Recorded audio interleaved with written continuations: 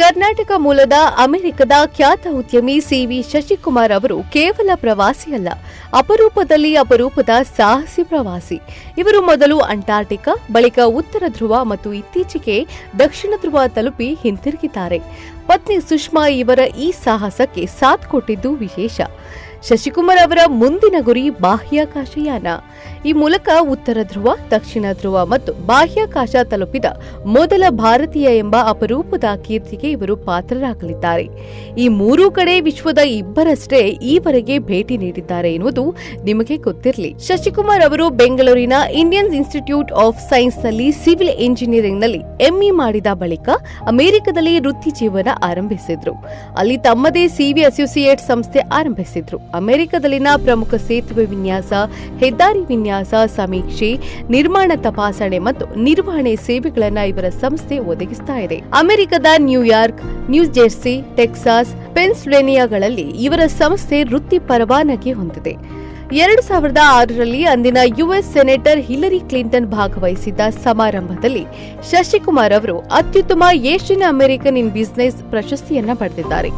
ಶಶಿಕುಮಾರ್ ಅವರು ತಾವು ಓದಿದ ಮೈಸೂರಿನ ಭಗಿನಿ ಸೇವಾ ಸಮಾಜ ವಿದ್ಯಾಸಂಸ್ಥೆಗೆ ವಿದ್ಯಾರ್ಥಿ ವೇತನ ನೀಡ್ತಾ ಇದ್ದಾರೆ. ಕನ್ನಡ ಸಾಹಿತ್ಯ ಪರಿಷತ್ತು, ಹಿಂದೂ ಸಂರಕ್ಷಣಾ ಸಮಿತಿ, ನ್ಯೂಯಾರ್ಕ್ ಕನ್ನಡ ಕೂಟ, ನಾವಿಕ, ಬೃಂದಾವನ ಕನ್ನಡ ಸಂಸ್ಥೆ ಇತ್ಯಾದಿ ಸಂಘಟನೆಗಳಿಗೆ ಬೆಂಬಲ ನೀಡಿದ್ದಾರೆ. ಅಮೆರಿಕದ ರಾಜಕೀಯ ಚಟುವಟಿಕೆಗಳಲ್ಲೂ ಶಶಿಕುಮಾರ್ ಅವರು ಸಕ್ರಿಯರಾಗಿದ್ದಾರೆ. ಈಗಾಗಲೇ 52 ದೇಶಗಳಿಗೆ ಭೇಟಿ ನೀಡಿರುವ ಸಾಹಸಿ ಪ್ರವಾಸಿ ಶಶಿಕುಮಾರ್ ಅವರು 2015ರಲ್ಲಿ ಉತ್ತರ ಧ್ರುವ ತಲುಪಿದ್ರು. ಆ ಪ್ರವಾಸದ ಅನುಭವವನ್ನು ಅವರು ವಿಶ್ವವಾಣಿ ಟಿವಿ ಜತೆ ಹಂಚಿಕೊಂಡಿದ್ದಾರೆ. ಇತ್ತೀಚೆಗೆ ಕೈಗೊಂಡ ದಕ್ಷಿಣ ಧ್ರುವ ಪ್ರವಾಸದ ರೋಚಕ ಅನುಭವವನ್ನು ಅವರು ವಿಸ್ತೃತವಾಗಿ ಹಂಚಿಕೊಳ್ಳಲಿದ್ದಾರೆ. ಅತ್ಯಂತ ಕಠಿಣ ಪ್ರವಾಸ ಕೈಗೊಂಡು ಉತ್ತರ ಧ್ರುವಕ್ಕೆ ಹೋಗಬೇಕೆಂದು ಅನಿಸಿದ್ದು ಏಕೆ ಎಂಬ ಬಗ್ಗೆ ಶಶಿಕುಮಾರ್ ಅವರು ಇಲ್ಲಿ ವಿವರಿಸಿದ್ದಾರೆ, ಕೇಳಿ. 2010ರಲ್ಲಿ ನನ್ನ 20ನೇ ಮದುವೆ ವಾರ್ಷಿಕೋತ್ಸವ ಇತ್ತು. ಅದಕ್ಕೋಸ್ಕರ ನನ್ನ ಹೆಂಡತಿನ ಎಲ್ಲಾದ್ರೂ ಒಂದು ಜಾಗ, ಬೇರೆ ಯಾರು ಹೋಗಿಲ್ದೇ ಇರೋಂಥವ್ರು, ಅದಕ್ಕೋಸ್ಕರ 2010ರಲ್ಲಿ ನಾನು ಶುರುವಿನಲ್ಲಿ ಸರ್ಪ್ರೈಸ್ ಮಾಡಿದ್ದೆ. ಪ್ರಯಾಣ ಮಾಡಕ್ ಮುಂಚೆ ಸರ್ಪ್ರೈಸ್ ಮಾಡಕ್ ಆಗ್ಲಿಲ್ಲ, ಯಾಕಂದ್ರೆ ಹೇಳಬೇಕಾಗಿತ್ತು. ಸೊ 2010ರಲ್ಲಿ ನಾವು ಅಂಟಾರ್ಟಿಕಾಗೆ ಹೋದ್ವಿ. Okay. So that was A very pleasant trip, and my wife enjoyed it. ಸರಿ, 2015ಕ್ಕೆ ನಂದು 25ನೇ ವಾರ್ಷಿಕೋತ್ಸವ, ಮದುವೆ ವಾರ್ಷಿಕೋತ್ಸವ. ಅದಕ್ಕೋಸ್ಕರ ಎಲ್ಲಿಗೆ ಹೋಗೋಣ ಅಂತ ಮತ್ತೆ ಅವಳಿಗೆ ಆಗಸ್ಟ್ 15ನೇ ತಾರೀಕು ಸ್ವಾತಂತ್ರ್ಯ ದಿನಾಚರಣೆ, ಭಾರತದ ಸ್ವಾತಂತ್ರ್ಯ ದಿನಾಚರಣೆ ಗಿಫ್ಟ್ ಅಂತಂದ್ಬಿಟ್ಟು ಆಗಸ್ಟ್ 15, ಒಂದು ವರ್ಷದ ಮುಂಚೆನೆ ನಾನು ಅವಳಿಗೊಂದು ಟಿಕೆಟ್ ತಗೊಂಡಿದ್ದೆ ಉತ್ತರ ಧ್ರುವಕ್ಕೆ, ಅದನ್ನ ಕೊಟ್ಟೆ. ಸೊ ಒಂದು ಯೂನಿಕ್ ಎಕ್ಸ್ಪೀರಿಯನ್ಸ್ ಆಗಬೇಕು ಅಂತಂದ್ಬಿಟ್ಟು 25ನೇ ವಾರ್ಷಿಕೋತ್ಸವಕ್ಕೆ ಉತ್ತರ ಧ್ರುವಕ್ಕೆ ಹೋದೆ. ಉತ್ತರ ಧ್ರುವಕ್ಕೆ ಭೇಟಿ ಕೊಡುವ ಮುನ್ನ ಸಿದ್ಧತೆಗಳು ಹೇಗಿದ್ವು, ಯಾವ ಪ್ರವಾಸಿ ಸಂಸ್ಥೆ ಮೂಲಕ ಮತ್ತು ಹೇಗೆ ಉತ್ತರ ಧ್ರುವವನ್ನ ತಲುಪಲಾಯಿತು ಎಂಬ ಬಗ್ಗೆ ಶಶಿಕುಮಾರ್ ಹೀಗೆ ವಿವರಿಸಿದ್ದಾರೆ. ನಾವು ಉತ್ತರ ಧ್ರುವಕ್ಕೆ ಹೋಗುವ ಮುನ್ನ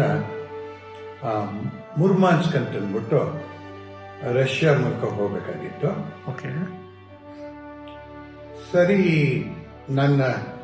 ನನಗೆ ಜ್ಞಾಪಕ ಇರೋ ಪ್ರಕಾರ ಆರ್ಟಿಕ್ ಮಹಾಸಾಗರದಲ್ಲಿ 13% ಅನಿಲ ಮತ್ತು 20% ಪೆಟ್ರೋಲ್ ಅಂತ ಏನಂದ್ರೆ ಪೆಟ್ರೋಲ್, ಇದಿಷ್ಟು ಆರ್ಟಿಕ್ ಓಷನ್ ಭೂಮಿಯ ತಳದಲ್ಲಿದೆ ಅಂತ ಒಂದು ಎಸ್ಟಿಮೇಟ್, ಒಂದು ಅಂದಾಜು. ಈ ರಷ್ಯಾದವರು ಅವರು ನಾರ್ತ್ ಸೀ ಏನಂತೀವಿ ಅಥವಾ ಆರ್ಟಿಕ್ ಓಷನ್ ಅಲ್ಲಿ ಸುಮಾರು ಹಡಗುಗಳಿದೆ. ಅಟ್ಲೀಸ್ಟ್ ನಾನೇ 4 ಐಸ್ ಬ್ರೇಕರ್ ನೋಡಿದೆ. ಅದನ್ನ ಅವರು ವಿಂಟರ್ ಟೈಮ್ನಲ್ಲಿ ಜಪಾನ್ಗೆ ಹೋಗಕ್ಕೆ, ರಸ್ತೆ ಮಾರ್ಗ ಮಾಡಕ್ಕೆ, ಸಮುದ್ರದಲ್ಲಿ ರಸ್ತೆ ಮಾರ್ಗ ಮಾಡಕ್ಕೆ ಉಪಯೋಗಿಸ್ತಿದ್ರು. ಜುಲೈ ಆಗಸ್ಟ್ ಅಲ್ಲಿ ಅದರ ಅವಶ್ಯಕತೆ ಇರಲಿಲ್ಲ. ಅದಕ್ಕೋಸ್ಕರ ಅವ್ರೇನ್ ಮಾಡೋರು, ಒಂದು ವರ್ಷಕ್ಕೆ 300 ಜನನ್ನ ಉತ್ತರ ಧ್ರುವಕ್ಕೆ ಕರ್ಕೊಂಡು ಹೋಗ್ತಾ ಇದ್ರು. ಆಮೇಲೆ ಅವ್ರಿಗನ್ನಿಸ್ತು ಇವ್ರನ್ನ ಉತ್ತರ ಧ್ರುವಕ್ಕೆ ಕರ್ಕೊಂಡು ಹೋಗೋ ಬದಲು ನಾವ್ಯಾಕೆ ನಮ್ಮ ಹಡಗುಗಳನ್ನ ಅನಿಲ ಮತ್ತೆ ಪೆಟ್ರೋಲ್, ಗ್ಯಾಸ್ ಅಂಡ್ ಪೆಟ್ರೋಲ್ ಇದೆರಡನ್ನು ಹುಡ್ಕಕ್ಕೆ ಯಾಕೆ ಉಪಯೋಗಿಸ್ಕೋಬಾರ್ದು ಅಂತ ಅನ್ಕೊಂಡ್ರು. ಸೊ ಆ 2015ನೇ ವರ್ಷದ್ದು ಕಡೆ ಪ್ರವಾಸ ಅವರು ಉತ್ತರ ಧ್ರುವಕ್ಕೆ ಅಂತ ಇದ್ದಿದ್ದು. ಸರಿ, ನಾವು ಕೇಳಿದ್ರೆ ಎಲ್ಲ ಇದ್ದಿದ್ದು 100 ಸೀಟು, ನಾವು ಆಗಸ್ಟಲ್ಲಿ ಹೋಗ್ಬೇಕು ಅಂತಿದ್ವಿ, ಇದ್ದಿದ್ದ 100 ಸೀಟು ಆ ಶಿಪ್ನಲ್ಲಿ ಎಲ್ಲಾನು ಬುಕ್ ಆಗೋಗಿತ್ತು.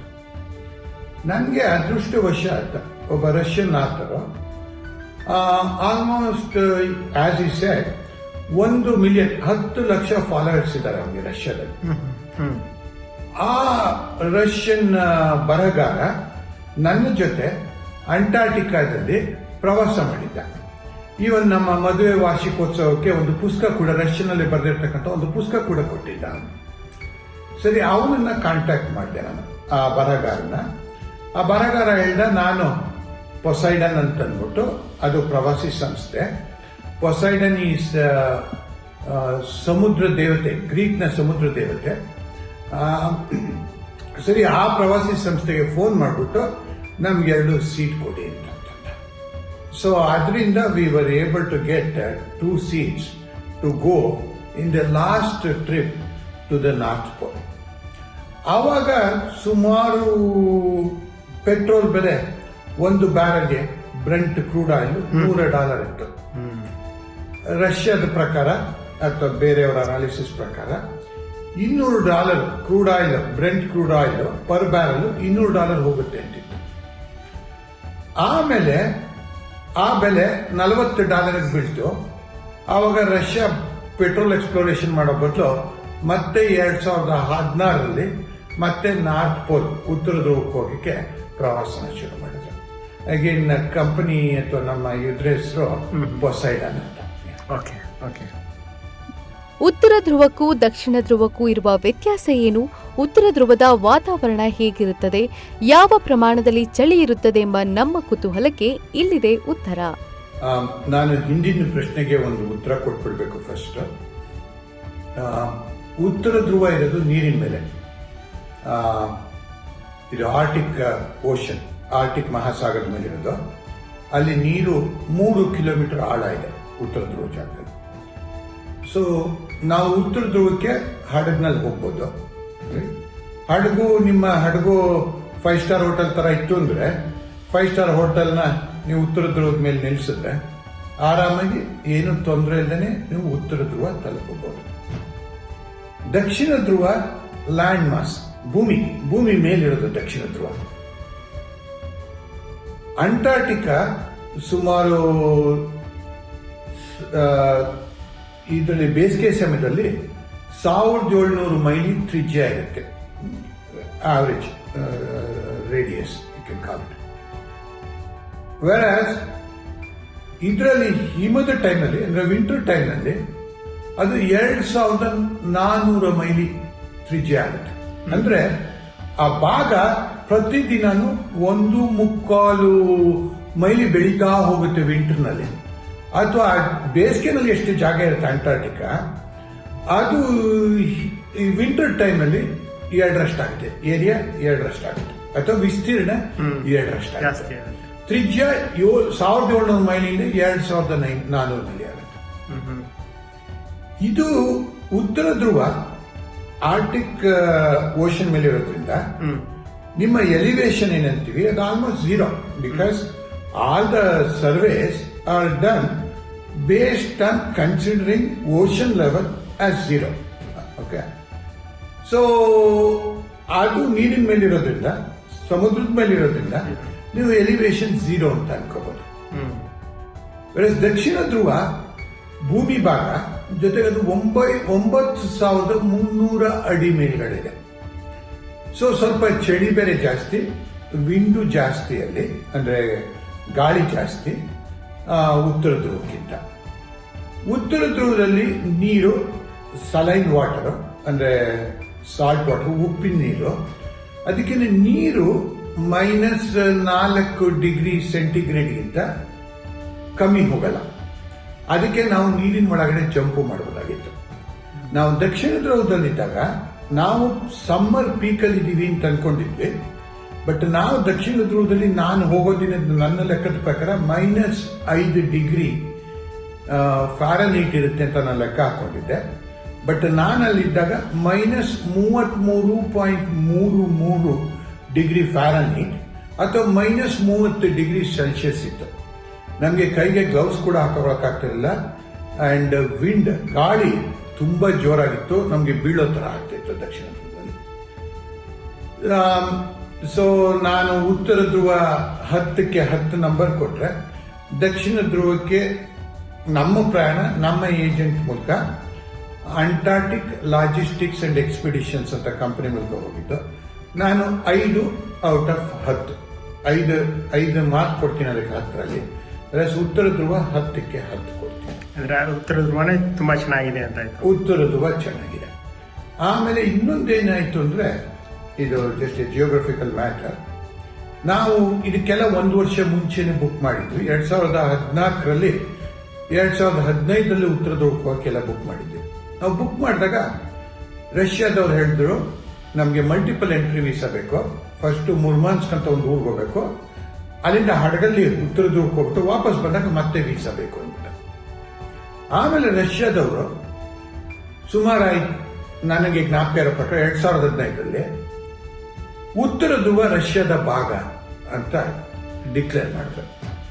ಆದ್ರಿಂದ ನಮಗೆ ಮಲ್ಟಿಪಲ್ ಎಂಟ್ರಿ ವೀಸಾ ಬೇಕಿರಲಿಲ್ಲ, ಬರೀ ಒಂದು ವೀಸಾ ಮಾತ್ರ ಸಾಕಿತ್ತು.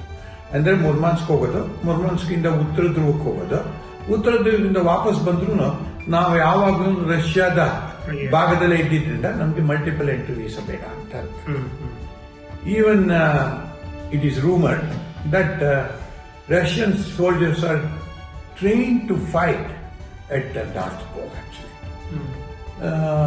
ಸೊ ಉತ್ತರ ಧ್ರುವಕ್ಕೆ ನಾವು ಹಡಗ್ನಲ್ಲಿ ಹೋದ್ವಿ. 12 ದಿನ ಪ್ರಯಾಣ, 6 ದಿನ ಮುರ್ಮಾನ್ಸ್ಕಿಂದ 6 ದಿನ ಉತ್ತರ ಧ್ರುವಕ್ಕೆ ಹೋಗಕ್ಕೆ, 6 ದಿನ ವಾಪಸ್ ಬರಕ್ಕೆ.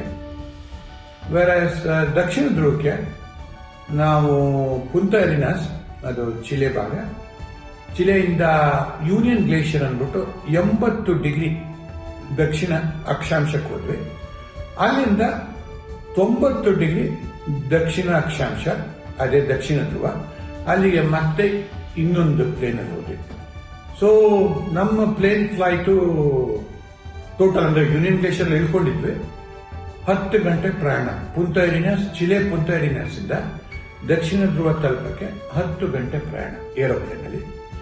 ಬಟ್ ಆಲ್ಮೋಸ್ಟ್ ನಮ್ಮ ಚಡ್ಡಿ ಬನಿಯನ್ನು ಬಿಟ್ಟು ಅವರು 5 ಲೇಯರ್ ಬಟ್ಟೆ ಸಜೆಸ್ಟ್ ಮಾಡಿದ್ರು. ಎಲ್ಲಾನು ಹುಲ್ ಇರಬೇಕು, ಇಲ್ಲ ಸಿಲ್ಕ್ ಇರಬೇಕು, ಇಲ್ಲ ಪಾಲಿಮರ್ ಫೈಬರ್, ಪಾಲಿಯೆಸ್ಟರ್ ಅಥವಾ ಮೈಕ್ರೋ ಫೈಬರ್ ಅಂತೇಳಿ. ಯಾಕೆ ಅಂದ್ರೆ ಏನಾದ್ರು ನಾವು ಕಾಟನ್ ಹಾಕೊಂತಂದ್ರೆ ಸ್ವೆಟ್ ಅಥವಾ ನೀರು ಅಬ್ಸರ್ವ್ ಆಯ್ತು ಅಂದ್ರೆ ಅದು ಫ್ರೀಸ್ ಆಯ್ತು ಅಂದ್ರೆ ಫ್ರಾಸ್ಟ್ ಬೈಟ್. ಸೊ ಬಟ್ಟೆ ಎಲ್ಲಾನು ಆ ತರ ರೆಡಿ ಆಗ್ಬೇಕಾಗಿತ್ತು. ಉತ್ತರ ಧ್ರುವದ ಅಷ್ಟೊಂದು ಭೀಕರ ಚಳಿಯಲ್ಲಿ ಯಾವುದಾದರೂ ಪ್ರಾಣಿಗಳು ಜೀವಿಸುತ್ತಿವೆಯೇ ಎಂಬ ಪ್ರಶ್ನೆ ಸಹಜ. ಈ ಬಗ್ಗೆ ಶಶಿಕುಮಾರ್ ಅವರನ್ನ ಪ್ರಶ್ನಿಸಿದಾಗ, ಉತ್ತರ ಧ್ರುವದಲ್ಲಿ ನಾವು ನೀರಿಗೆ ಇಳಿದಾಗ, ಅಂದ್ರೆ ನಾನು ಮತ್ತೆ ನನ್ನ ಹೆಂಡತಿ ಇಬ್ರು ಅಲ್ಲಿ -4 ಡಿಗ್ರೀಸ್ ಅಥವಾ ಸೇ 28 ಡಿಗ್ರಿ -28 ಡಿಗ್ರಿ ಫ್ಯಾರನೀಟ್ ಅಲ್ಲಿ ನೀರಿನೊಳಗಡೆ ಜಂಪ್ ಹೊಡೆದ್ವಿ. ನಾವು ಹೊಡೆಯಕ್ಕೆ ಮೊದಲು ಬೇರೆ ಪ್ರಯಾಣಿಕರು ಮಾಡಿದ್ರು. ಸುಮಾರು 100 ಜನ ಪ್ರಯಾಣಿಕರಿದ್ವಿ, 60 ಜನ ನೀರಿನೊಳಗಡೆ ಜಂಪ್ ಹೊಡೆದ್ವಿ. ಸುಮಾರು ಜನ ರಷ್ಯನ್ಸ್ ಅಂಡ್ ಅವರು ಚಳಿಗೆ ಅಡ್ಜಸ್ಟ್ ಆಗಿದ್ದಾರೆ ನಮ್ಗಿಂತ ಜಾಸ್ತಿ. ಸೊ ನಾವು ನೀರಿಗೆ ಇಳಿಯಕ್ಕಿಂತ ಮುಂಚೆ ಒಂದು ಕ್ಯಾಮ್ರಾ ಹಾಕೋದು ನೀರಿನ ಒಳಗಡೆ. ಅಲ್ಲಿ ನೀರಿನ ಆಳ 3 ಕಿಲೋಮೀಟರ್.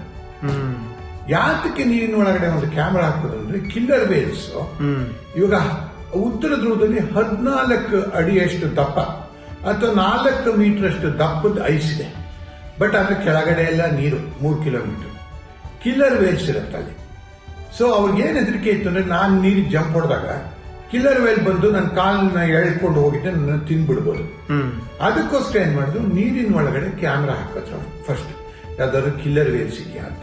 ಅಂದ್ರೆ at least killer whales are there in the water.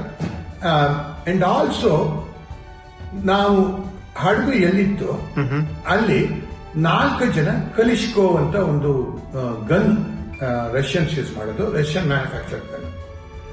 4 ಜನ ಪಾರ್ಕ್ಸ್ ಡಿಪಾರ್ಟ್ಮೆಂಟ್ ಅವರು ಹಡಗಿನ 4 ದಿಕ್ಕುಗಳಲ್ಲಿ ಗನ್ ಹಿಡ್ಕೊಂಡು ನಿಂತ್ಕೊಂಡಿದ್ರು.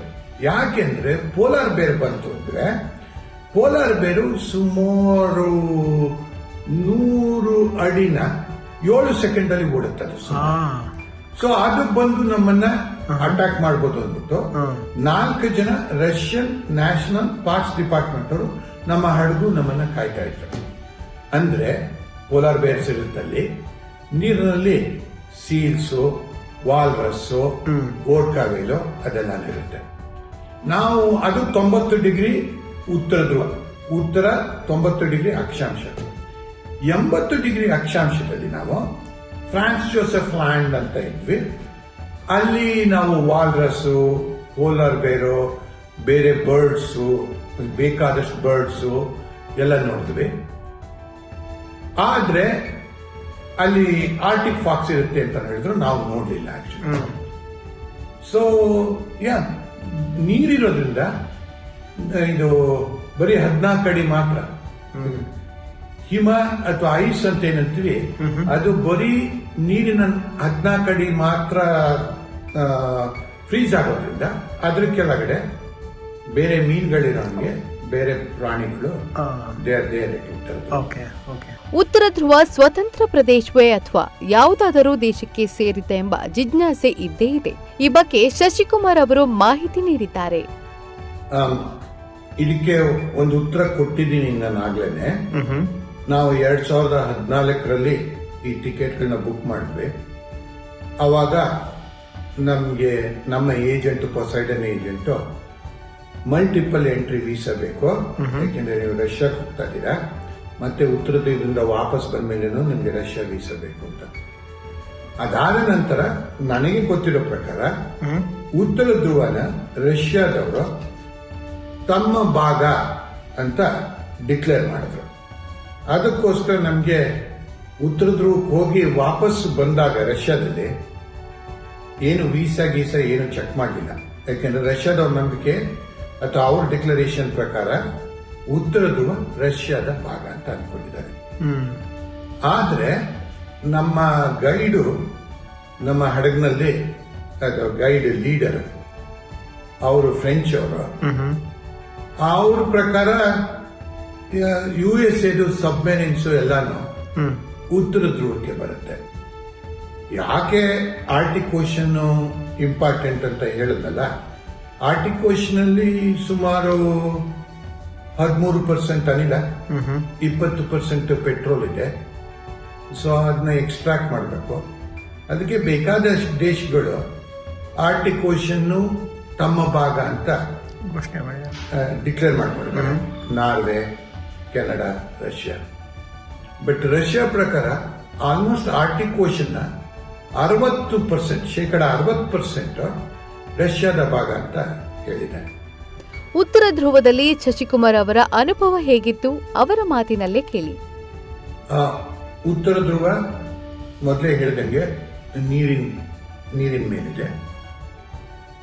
ಅವತ್ತು ನಮ್ಮ ಅದೃಷ್ಟವಶಾತ್ ನಾವು ಅಲ್ಲಿಗೆ ಉತ್ತರ ಧ್ರುವದಲ್ಲಿ 24 ರೇಖಾಂಶಗಳು ಭೇಟಿ ಮಾಡುತ್ತೆ. ಸೊ ಯಾವ ದೇಶದ ಟೈಮ್ ಬೇಕಾದ್ರೂ ನಾವು ಆ ಜಾಗದಲ್ಲಿದ್ದೀವಿ. ಆವತ್ತು ನ್ಯೂಯಾರ್ಕ್ ಟೈಮ್, ನಾವು ನ್ಯೂಯಾರ್ಕ್ ಇರೋದು, ನ್ಯೂಯಾರ್ಕ್ ಟೈಮ್ ಪ್ರಕಾರ ನಾವು ಭಾರತದ ಸ್ವತಂತ್ರೋತ್ಸವದ ದಿನ ಉತ್ತರ ಧ್ರುವದಲ್ಲಿದ್ದೀವಿ. ಆಮೇಲೆ ನಾವು ಹಡಗಿನ ಮುಂಭಾಗದಲ್ಲಿದ್ವಿ. ನಾನು ನಂದು GPS ಲಾಂಜಿಟ್ಯೂಡ್ ಲ್ಯಾಟಿಟ್ಯೂಡ್ ನೋಡಿದೆ. 89 ಲ್ಯಾಟಿಟ್ಯೂಡ್ 89.99957 ಇತ್ತು. ಅಂದ್ರೆ it was missing 0.00043 of latitude. Calculate ಮಾಡಿದೆ, ಪ್ರತಿ ಒಂದು ಅಕ್ಷಾಂಶದಿಂದ ಇನ್ನೊಂದು ಅಕ್ಷಾಂಶಕ್ಕೆ 111.2 ಕಿಲೋಮೀಟರ್. ಕ್ಯಾಲ್ಕುಲೇಟ್ ಮಾಡಿದ್ರೆ 157 ಅಡಿ ದೂರದಲ್ಲಿದ್ದೀನಿ ಉತ್ತರ ಧ್ರುವದಿಂದ. ಹಂಗಂದ್ಬಿಟ್ಟು ನಾನೇನು ಮಾಡಿದೆ, ಶಿಪ್ನ ಕ್ಯಾಪ್ಟನ್ ರೂಮ್ ಹೋದೆ. ಅಲ್ಲಿ ನೋಡಿದ್ರೆ 90 ಡಿಗ್ರಿ ಕರೆಕ್ಟ್ ಆಗಿತ್ತು. ಸೊ ನಾನು ಐವಸೆಟ್ಟ ಉತ್ತರ ಧ್ರುವ. ಅಥವಾ ನೀವು 0.00043 ಮಲ್ಟಿಪ್ಲೈಡ್ ಬೈ 111.2 ಕಿಲೋಮೀಟರ್ಸ್ ಮಾಡಿದ್ರೆ you arrive at 157 feet. So that is the distance from the captain's room to the front of the okay. ಸರಿ, ನಾವು ಭಾರತದ ಧ್ವಜ ತಗೊಂಡು ಹೋಗಿದ್ವಿ. ನಾನು ನನ್ನ ಹೆಂಡತಿ ಭಾರತದ ಧ್ವಜ ಇಟ್ಕೊಂಡು ಭಾರತದ ಸ್ವಾತಂತ್ರ್ಯೋತ್ಸವದ ದಿನ ಉತ್ತರ ಧ್ರುವದಲ್ಲಿ ಫೋಟೋ ತೆಗೆಸಿದ್ವಿ, ವಿಡಿಯೋ ತೆಗೆಸಿದ್ವಿ. ಅದಾದ್ಮೇಲೆ ಉತ್ತರ ಧ್ರುವ ಆದ್ಮೇಲೆ ನಾವಿನ್ನೂ ಹಡಗಲ್ಲಿದ್ವಿ. ಅಲ್ಲಿ ಆಂಕರ್ ಮಾಡಕ್ಕಾಗಿಲ್ಲ ship displacement weight tonnage DWT ಏನಂತೀವಿ 25,000 ಟನ್. ಸೊ ಅಲ್ಲಿ ಆಂಕರ್ ಮಾಡಕ್ಕಾಗಿಲ್ಲ. ಆಲ್ಮೋಸ್ಟ್ ಅಲ್ಲಿಂದ 1.3 ಕಿಲೋಮೀಟರ್ ದೂರದಲ್ಲಿ ಹಡಗನ್ನ ಆಂಕರ್ ಮಾಡಿದ್ರು. ಬಟ್ ಈ ಆರ್ಟಿಕ್ ಐಸ್ ಇದೆಯಲ್ಲ, ಆಲ್ಮೋಸ್ಟ್ ಅದು 1,000 ಕಿಲೋಮೀಟರ್ ತ್ರಿಜ್ಯದಷ್ಟು ಐಸ್ ಕ್ಯಾಪ್ ಅದು. ಸೊ ಅದು ಕೀಪ್ಸ್ ಮೂವಿಂಗ್. ನಾವು 6 ಗಂಟೆಗಳ ಕಾಲ ಶಿಪ್ ಆಂಕರ್ ಮಾಡಿದ ಜಾಗದಲ್ಲಿದ್ವಿ. 6 ಗಂಟೆಗಳಲ್ಲಿ ಅದು 1.3 ಕಿಲೋಮೀಟರ್ ದೂರದಲ್ಲಿತ್ತು ಉತ್ತರ ಧ್ರುವದಿಂದ. ಆದ್ರೆ 6 ಗಂಟೆಗಳಲ್ಲಿ ಅದು 0.6 ಕಿಲೋಮೀಟರ್ ಅಷ್ಟು ಮೂವ್ ಆಗಿದೆ. ಅಷ್ಟು ದೊಡ್ಡ ಹಡಗು ಐಸ್ ಜೊತೆ 0.6 ಕಿಲೋಮೀಟರ್ ದೂರ ಮೂವ್ ಆಯ್ತು ನಾವಿದ್ದ 6 ಗಂಟೆಗೆ. ಅಂದ್ರೆ ನಾವು 0.6 ಕಿಲೋಮೀಟರ್ ಮೂವ್ ಮಾಡಿದ್ವಿ, ನಮ್ಗೆ ಅದು ಗೊತ್ತಾಗಲ್ಲ. ಆಂಕರ್ ಮಾಡಿದ್ಮೇಲೆ ಎಲ್ಲಾರು ಸುಮಾರು 26 ದೇಶದಿಂದ ಜನ ಇದ್ರು. ನಾವು 100 ಜನ ಪ್ಯಾಸೆಂಜರ್ಸ್ ಅಥವಾ 100 ಜನ ಟೂರಿಸ್ಟ್, 100 ಜನ ಟ್ರಾವೆಲರ್ಸ್, ಸುಮಾರು 26 ದೇಶಗಳಿಂದ ಬಂದಿದ್ವಿ. ನಮ್ಮ 100 ಜನ ನೋಡ್ಕೊಳ್ಳೋಕೆ 150 ಜನ ಶಿಪ್ ಆಪರೇಟರ್ಸ್. ಆ ಹಡಗು $1 ಬಿಲಿಯನ್. ಆ ಹಡಗಿನ ಹೆಸರು 50 ಲೆಟ್ ಪೋಬಿಡಿ, ಅಂದ್ರೆ ಇದು Russian word. 50th year of victory. ಇದು ರಷ್ಯಾ 2ನೇ ಮಹಾಯುದ್ಧ ಗೆದ್ದ ಮೇಲೆ 1945ರಲ್ಲಿ 1995ರಲ್ಲಿ to celebrate Second World War victory the ship was built at $1 billion. And ಹಡಗ್ನಲ್ಲಿ 2 ನ್ಯೂಕ್ಲಿಯರ್ ಪವರ್ ಪ್ಲಾಂಟ್ ಇದೆ. Each one produces 170 megawatts of electricity every day, 340 megawatts. Anyway ಅದನ್ನ ಇನ್ನೊಂದ್ಸರ್ತಿ ಅಡ್ರೆಸ್ ಮಾಡ್ತೀನಿ ಈಗ. ಸೊ ಅಲ್ಲಿ ಎಲ್ಲಾದ್ರೂ ನಾವೆಲ್ಲ ಬೇರೆ ದೇಶದಿಂದ ಬಂದವರು, ಒಂದು 26 ದೇಶದಿಂದ ಬಂದವರು, ನಾವು ಕೈ ಇಟ್ಕೊಂಡು ಒಂದು ಸರ್ಕಲ್ ಮಾಡಿ we prayed for the world peace, ವಿಶ್ವ ಶಾಂತಿಗೋಸ್ಕರ ನಾವು ಒಂದು ಪ್ರೇಯರ್ ಮಾಡಿದ್ವಿ ಕ್ಯಾಪ್ಟನ್ ಜೊತೆ ಕೈ ಇಟ್ಕೊಂಡು. ಆಮೇಲೆ ಎಲ್ಲರೂ ನೀರಿಗೆ ತುಂಬಿದ್ವಿ. ಆಮೇಲೆ ಒಂದು ರಿಸರ್ಚ್ ಇವ್ರು ಬಂದಿದ್ರು, ಒಂದು ರಿಸರ್ಚ್ ಗ್ರೂಪ್. ಅವರು ಈಗೇನಾಗ್ತಿದೆ ಅಂದ್ರೆ ಮೊದಲು ಬರೀ ಪೂರ್ತಿ ಬಿಳಿ ಐಸ್ ನೋಡ್ತಾ ಇದ್ವಿ, ಸ್ನೋ ನೋಡ್ತಾ ಇದ್ವಿ. ಈಗ 8 ಇಂಚ್ 14 ಅಡಿ ದಪ್ಪದ ಐಸ್ನಲ್ಲಿ 8 ಇಂಚಷ್ಟು ಮೇಲ್ಗಡೆ ಕೆಲವು ಕಡೆ ನೀರು ಆಗ್ತದೆ. So according to them it is environmental deterioration. So they are measuring that thing. There is a group of researchers who had come from New York and they were doing that research at that time. So ನೀರಿಗೆ ದುಮ್ಕಿದ್ವಿ, ವಾಪಸ್ ಬಂದ್ವಿ, ಊಟ ಮಾಡಿದ್ವಿ, ಹೊರಗಡೆ barbecue ತರ ಊಟ ಮಾಡಿದ್ವಿ. ಬಟ್ 6 ಗಂಟೆನಲ್ಲಿ ಸಡನ್ ಆಗಿ ಮಸ್ಕು ಶುರುವಾಯ್ತು. Weather changes very rapidly. ಅವಾಗ ನಮ್ಗೆಲ್ಲರಿಗೂ ನೀವು ವಾಪಸ್ ಬರಬೇಕು, ವಾಪಸ್ಸು ಅಡಿಗೆ. ಉತ್ತರ ಧ್ರುವದ ಅಷ್ಟೊಂದು ಭೀಕರ ಚಳಿಯಲ್ಲಿ ಸ್ನಾನ ಮಾಡುವುದು ಹೇಗೆ, ಶೌಚಕ್ಕೆ ಹೋಗುವುದು ಹೇಗೆ ಎಂಬ ಸಂಗತಿ ಕುತೂಹಲಕರವಾಗಿದೆ. ಇಲ್ಲಿ ನಾನು ಉತ್ತರ ಧ್ರುವ ಮತ್ತೆ ದಕ್ಷಿಣ ಧ್ರುವ ಎರಡಕ್ಕೂ ಏನು ವ್ಯತ್ಯಾಸ ಅಂತ ಹೇಳಬೇಕು. ಉತ್ತರ ಧ್ರುವಕ್ಕೆ ನಾನು ಹೇಳ್ದಂಗೆ $1 ಬಿಲಿಯನ್ ಶಿಪ್ನಲ್ಲಿ ಹೋಗಿದ್ದೀವಿ. ನಮ್ದು ಸ್ವಲ್ಪ sophisticated. We were on the 11th floor of the ship. I believe there were 12 floors. We were in the 11th floor of the ship, right? And the ship goes to the North Pole. So basically, at least our room was like a 5-star hotel in the ship. And we had a view through the window. We had 2 beds. We had a complete good bath. And we were able to take a shower on a daily basis. So there were no issues actually. Right? ಉತ್ತರ ಧ್ರುವ ಏನು ತೊಂದರೆ ಇರಲಿಲ್ಲ. ದಕ್ಷಿಣ ಧ್ರುವದಲ್ಲಿ ನಾವು ಹೋಗಿದ್ದ ಕಂಪನಿನಲ್ಲಿ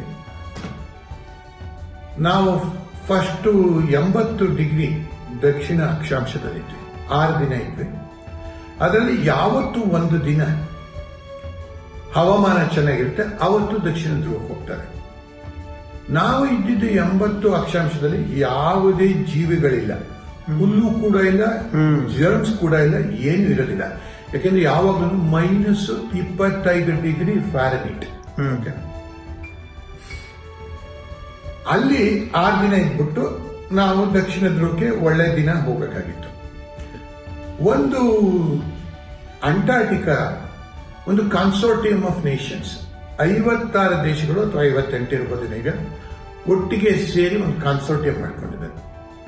ಅಲ್ಲಿ ಏನು ಅಂದ್ರೆ, ನಾವು ಶೌಚಾಲಯಕ್ಕೆ ಏನೇ ಹೋದ್ರು ಕನ್ನಡದಲ್ಲಿ ಹೇಳ್ಬೇಕಾದ್ರೆ ನಂಬರ್ 1 or ನಂಬರ್ 2 ಎಲ್ಲಾನು ವಾಪಸ್ ತರಬೇಕು. ಅಂದ್ರೆ ಎಲ್ಲಾನು there is a freight plane which will bring back all the number 1 and number 2 back to Chile or back to Punta Arenas actually. So ಇವಾಗ ನಂಬರ್ 1 ಹೋಗ್ಬೇಕು ಅಂದ್ರೆ ನಾವು ಬಾಟ್ಲಲ್ಲಿ ಹೋಗ್ಬಿಟ್ಟು ಒಂದು ಟ್ಯಾಂಕ್ಗೆ ಹಾಕ್ಬೇಕು.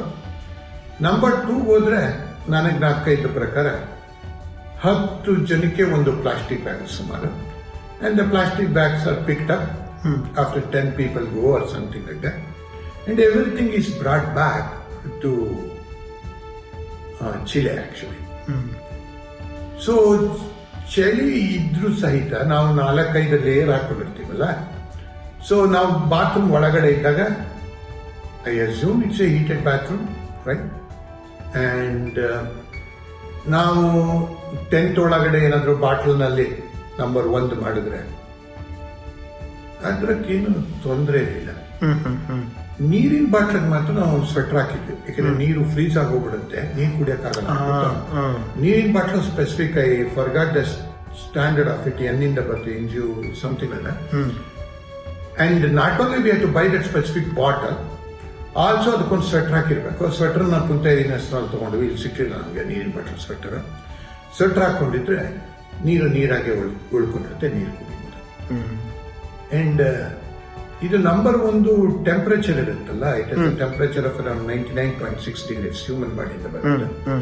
So it won't freeze, but ಅದನ್ನ ತಗೊಂಡು ಹೋಗ್ಬಿಟ್ಟು ನಾವು ಟ್ಯಾಂಕ್ ಅಲ್ಲಿ ಹಾಕ್ತಾ ಇದ್ವಿ. ಆ ಟ್ಯಾಂಕ್ ದೊಡ್ಡ ಟ್ಯಾಂಕ್ 3 ಅಡಿ ಬೈ 3 ಅಡಿ ಬೈ 3 ಅಡಿ, ಆ ಟ್ಯಾಂಕ್ ಅನ್ನ ಏರೋಪ್ಲೇನ್ ಹಾಕೊಂಡು ವಾಪಸ್ಸು ಚಿಲೆಗೆ ತರ್ತಾ ಇದ್ರು. ಅಲ್ಲ ವಾತಾವರಣ ಪ್ರಿಸರ್ವ್ ಮಾಡ್ಬೇಕಲ್ಲ, ಅವ್ರನ್ನ ಇದ್ ಮಾಡಬಾರ್ದು ಅಂತ ಆತರ ಮಾಡ್ತಾರೆ. ಅಂಟಾರ್ಟಿಕಾನ ಹಾಳು ಮಾಡ್ಕೊಡ್ದು ಅಂದ್ಬಿಟ್ಟು ಯಾವುದೇ ರೀತಿಯ ಬಯಾಲಜಿಕಲ್ ವೇಸ್ಟ್ ಏನಂತೀವಿ ಅದನ್ನ ಅಲ್ಲಿ ಬಿಡಾಕಿಲ್ಲ. ಯಾರು ಬೇಕಾದರೂ ಉತ್ತರ ಧ್ರುವಕ್ಕೆ ಪ್ರಯಾಣಿಸಬಹುದೇ? ಅಲ್ಲಿಗೆ ಹೇಗೆ ಹೋಗಬೇಕು? ಒಬ್ಬರಿಗೆ ಎಷ್ಟು ಹಣ ಖರ್ಚಾಗುತ್ತದೆಂಬ ಮಾಹಿತಿಯನ್ನ ಶಶಿಕುಮಾರ್ ಅವರಿಂದ ಪಡೆಯೋಣ. ಯಾರು ಬೇಕಾದ್ರೂ ಉತ್ತರ ಧ್ರುವಕ್ಕೆ ಹೋಗ್ಬೋದು. ಈವನ್ ನನ್ನ ಜೊತೆ ಸುಮಾರು 80-85 ವರ್ಷದ ವಯಸ್ಸಿನವ್ರು ಕೂಡ ಬಂದಿದ್ರು. ಯಾರು ಬೇಕಾದ್ರೂ ಹೋಗ್ಬೋದು. ಆಮೇಲೆ ನಮ್ಮ ಹಡಗಿನಲ್ಲಿ ಒಂದು ಹಾಸ್ಪಿಟಲ್ ಕೂಡ ಇತ್ತು. ಏಕೆಂದ್ರೆ ಆ ಹಡಗನ್ನ ಆಪರೇಟ್ ಮಾಡೋರು ಹೇಳಿದ್ನಲ್ಲ, 150 ಜನ ಇರ್ತಾರೆ, ಗೈಡ್ಗಳು ಎಲ್ಲರೂ ಸೇರಿಸಿ. ಈ ಹಡಗು ಉತ್ತರ ಧ್ರುವಕ್ಕೆ ಕರ್ಕೊಂಡು ಹೋಗಕ್ಕೆ ಹಡಗು ಕಟ್ಟಿಲ್ಲ. ಈ ಹಡಗು ನಾ ಮೊದಲು ಹೇಳಿಲ್ಲ, ಇದು ನ್ಯೂಕ್ಲಿಯರ್ ಶಿಪ್, ಅಣುಶಕ್ತಿಯಿಂದ ನಡ್ತಕ್ಕಂಥದ್ದು. 2 ಅಣುಶಕ್ತಿ ಇದಿದೆ ಸ್ಥಾವರ, ಒಂದೊಂದು 170 ಮೆಗಾವಾಟ್ ಅಷ್ಟು ಪ್ರೊಡ್ಯೂಸ್ ಮಾಡುತ್ತೆ. ಆಮೇಲೆ ಈ ಯುರೇನಿಯಂ 90% ಭಾಗ ಇದೆ, 10% ಭಾಗ plutonium. I think uranium is A naturally existing one, plutonium is artificially produce one. ಜೊತೆಗೆ ಇದು ಪ್ಯೂರಿಟಿ, ಅದು ratio of the nuclear fuel 90% and 10% uranium and plutonium. Virus purity is 50%. ಅಂದ್ರೆ ನಿಮಗೆ ಒಂದು ನ್ಯೂಕ್ಲಿಯರ್ ಮೆಟೀರಿಯಲ್ 10% ಪ್ಯೂರಿಟಿ ಇತ್ತು ಅಂದ್ರೆ ನೀವು ಎಲೆಕ್ಟ್ರಿಸಿಟಿ ಪ್ರೊಡ್ಯೂಸ್ ಮಾಡಬಹುದು. ನಿಮ್ಮದು 90% ಪ್ಯೂರಿಟಿ ಇತ್ತು ಅಂದ್ರೆ ನೀವು ನ್ಯೂಕ್ಲಿಯರ್ ಬಾಂಬ್ ಮಾಡಬಹುದು. ಸೊ ಇದರಲ್ಲಿ ಇರ್ತಕ್ಕಂಥ ಪ್ಯೂರಿಟಿ 50% ಪ್ಯೂರಿಟಿ. ಸೊ ಇದು 500 kg ಫ್ಯೂಯಲ್ ಇತ್ತು ನಮ್ಮ ಹಡಗಲ್ಲಿ. 500 kg ಫ್ಯೂಯಲ್ಗೆ 8 ವರ್ಷಗಳ ಕಾಲ, 25,000 ಟನ್ ಇದೆ ಇದು. 8 ವರ್ಷಗಳ ಕಾಲ ಹಡಗನ್ನ ನಿಲ್ಲಿಸದೆ ಓಡಿಸ್ಬೋದು. 8 ವರ್ಷಗಳ ಕಾಲ 500 kg ನ್ಯೂಕ್ಲಿಯರ್ ಫ್ಯೂಯಲ್ಗೆ. ನಮ್ಮ ಪ್ರಯಾಣ ಒಟ್ಟು ಆಲ್ಮೋಸ್ಟ್ 5,000 to 6,000 ಕಿಲೋಮೀಟರ್ ಮಧ್ಯ, ಅದನ್ನು 2,000 ಕಿಲೋಮೀಟರ್ ಅಷ್ಟು 14 ಅಡಿ ದಪ್ಪ ಇರತಕ್ಕಂಥ ಐಸ್ನ ಕಟ್ ಮಾಡಿದೆ. ಅದಕ್ಕೆ ಖರ್ಚಾಗಿದ್ದು ನಮ್ಮ 12 ದಿನದ ಪ್ರಯಾಣಕ್ಕೆ ಬರೀ 700 ಗ್ರಾಮ್ ಫ್ಯೂಯಲ್. ಸೊ ಈಗ ಹೊಸ ಟ್ರೆಂಡ್ ಏನಿದೆ ಅಂದ್ರೆ ಅಣುಶಕ್ತಿಯಿಂದ ನಡೆಯತಕ್ಕಂಥ ಹಡಗುಗಳನ್ನ ಮಾಡಬೇಕು, ವಾಯು ಮಾಲಿನ್ಯ ಕಮ್ಮಿ ಆಗುತ್ತೆ ಅಂತ ಈಗ ಹೊಸದಾಗಿ ಅಂದ್ರೆ 5 ವರ್ಷಗಳಿಂದ ಅದ್ರ ಬಗ್ಗೆ ಮಾತಾಡ್ತಾರೆ. ಎಲ್ಲ ನ್ಯೂಕ್ಲಿಯರ್ ಎನರ್ಜಿ, ನ್ಯೂಕ್ಲಿಯರ್ ಎಲೆಕ್ಟ್ರಿಸಿಟಿ ಎಲ್ಲ ಯಾರು ಬೇಕಾದ್ರೂ ಹೋಗ್ಬೋದು. ಓಕೆ. ನಾವು ಸುಮಾರು ಫ್ರಾನ್ಸ್ ಜೋಸೆಫ್ ಲ್ಯಾಂಡ್ ಅಂದ್ಬಿಟ್ಟು 80 ಡಿಗ್ರಿ ಅಕ್ಷಾಂಶದಲ್ಲಿದ್ವಿ. ಒಂದು 8 ಸತಿ ಬೇರೆ ಬೇರೆ ಐಲ್ಯಾಂಡ್ ಕೆಳಗಡೆ ಇಳಿದ್ವಿ. ಒಂದು ಸುಮಾರು 8 ಸತಿ ಹೆಲಿಕಾಪ್ಟರ್ ನಲ್ಲಿ ಹೋದ್ವಿ, ನಾನು ಮತ್ತೆ ನನ್ನ ಹೆಂಡತಿ. ಇದಕ್ಕೆ ಇವಾಗ ಯಾರಾದ್ರೂ ವಯಸ್ಸಾಗಿರೋರು ನಾವು ಇಳಿಯಕ್ಕೆ ಇಷ್ಟ ಇಲ್ಲ, ಚಳಿಯಲ್ಲಿ ಇಳಿಯೋ ಅವಶ್ಯಕತೆ ಇಲ್ಲ, ಹಡಗ್ನಲ್ಲೇ ಇರ್ಬೋದು. ಹಡಗ್ನಲ್ಲೇ ಉತ್ತರ ಧ್ರುವಕ್ಕೆ ಹೋಗ್ತೀವಿ. ಸೊ ಯಾರು ಬೇಕಾದ್ರು ಅದೇನು ತೊಂದರೆ ಇಲ್ಲ. ಕೆಲವು ಆಕ್ಟಿವಿಟೀಸ್, ನೀರಲ್ಲಿ ಜಂಪ್ ಹೊಡೆಯಲ್ಲ ಚಳಿ, ಅದರಲ್ಲಿ ನಮ್ಗೆ ಇಳಿಯಲ್ಲ ಚಳಿ, ಇಳಿಯೋ ಅವಶ್ಯಕತೆ ಇಲ್ಲ. ಹೆಲಿಕಾಪ್ಟರ್ ಹೋಗ್ಬೋದು, ಅದಕ್ಕೆ ಚಳಿ ಇಲ್ಲ. ನಾವು ಅವತ್ತಿನ ದಿನ ಸುಮಾರಿದು 10 ವರ್ಷಗಳಾಯ್ತು. ನಾನು 2014ರಲ್ಲಿ ಟಿಕೆಟ್ ತಗೊಂಡಿದ್ದೆ. ಅವತ್ತಿನ ದಿನ ನನಗೆ ನನ್ನ ಹೆಂಡತಿಗೆ ಎಲ್ಲ ಸೇರಿ ಸುಮಾರು $85,000 ಆಗಿದೆ. ಈಗ $1,00,000 ಆಗ್ಬೋದೇನೋ ಇನ್ಫ್ಲೇಷನ್ ಅಡ್ಜಸ್ಟ್ಮೆಂಟ್ ಮಾಡ್ಕೊಂಡ್ರೆ. ಬಟ್ ಅದರಲ್ಲಿ ಏನು ಸೇರಿರಲಿಲ್ಲ ಅಂದ್ರೆ, ನಾವು ಇಲ್ಲಿಂದ ಹೆಲ್ಸಿಂಕಿ ಫಿನ್ಲೆಂಡ್ಗೆ ಫ್ಲೈಟ್ ಅಲ್ಲಿ ಹೋದ್ವಿ. ಅಲ್ಲಿಂದ ಒಂದು ಪ್ರೈವೇಟ್ ಜೆಟ್ ಅಲ್ಲಿ ನಮ್ಮನ್ನ ಮಾಸ್ಕೋ ಕರ್ಕೊಂಡೋದ್ರು. ಅಲ್ಲಿಂದ ಮಾಸ್ಕೋಗಲ್ಲ, ಕ್ಷಮಿಸಿ, ಮುರ್ಮಾನ್ಸ್ಕ್ ಕರ್ಕೊಂಡ್ರು. ಅಲ್ಲಿ ಏರ್ಪೋರ್ಟ್ ಇಂದ ಪೋರ್ಟ್ ಕರ್ಕೊಂಡೋದ್ರು. ಪೋರ್ಟ್ ಅಲ್ಲಿ ಹಡಗತ್ತಿದ್ವಿ, ಮತ್ತೆ ವಾಪಸ್ ಬಂದ್ವಿ. ಈ ಟಿಕೆಟ್ ಬೆಲೆ ನಾವು ಏರೋಪ್ಲೇನ್ ಅಲ್ಲಿ ಹೋಗೋದು ಅಥವಾ ಹೆಲ್ಸಿಂಕಿನಲ್ಲಿ ಇಳ್ಕೊಂಡಿದ್ದು, ಊಟ ತಿಂಡಿ, ಹೋಟೆಲ್, ಇಳ್ಕೊಂಡಿರೋ ಹೋಟೆಲ್, ಇದ್ಯಾವುದು ಸೇರಿಲ್ಲ. ಆದ್ರೆ ಬರೀ ಪ್ರಯಾಣಕ್ಕೆ ಹೆಲ್ಸಿಂಕಿಯಿಂದ ಪ್ರೈವೇಟ್ ಜೆಟ್ ಅಲ್ಲಿ ಮುರ್ಮಾನ್ಸ್ಕ್ ಹೋಗೋದು, ಹಡಗು, ಊಟ ತಿಂಡಿ ಸಮಸ್ತವೂ ಸೇರಿತ್ತು. ಅವತ್ತಿನ ದಿನ 2 ಜನಕ್ಕೆ ನನಗೆ ಜ್ಞಾಪಕ ಇರೋ ಪ್ರಕಾರ ನಾವು ಸ್ವಲ್ಪ ಉತ್ತಮವಾದ ರೂಮ್ ನಲ್ಲೇ ಇದ್ವಿ. ಅವಾಗ $85,000 ಕೊಟ್ವಿ. ಪ್ರಾಬಬ್ಲಿ ಪೊಸೈಡನ್ ಅಲ್ಲಿ ಇಂಟರ್ನೆಟ್ ಅಲ್ಲಿ ನೋಡಿದ್ರೆ ನಿಮ್ಗೆ ಅದರ ಬೆಲೆ ಗೊತ್ತಾಗ್ತದೆ.